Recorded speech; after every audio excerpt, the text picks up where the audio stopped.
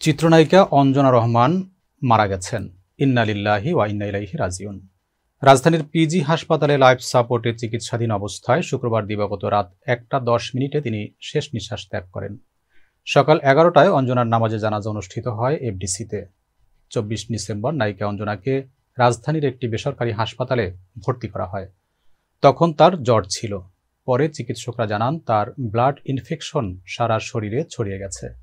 এর ফলে হার্ট ও কিডনিতে সমস্যা দেখা দেয়, ফুসফুসে পানি জমেছে, এর মধ্যে স্ট্রোকও হয় একবার।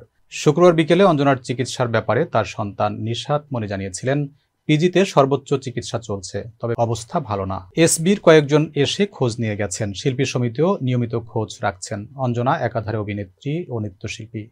বাংলা চলচ্চিত্রের সোনালী সময়ের এই নায়িকা দীর্ঘদিন থেকেই পর্দার আড়ালে।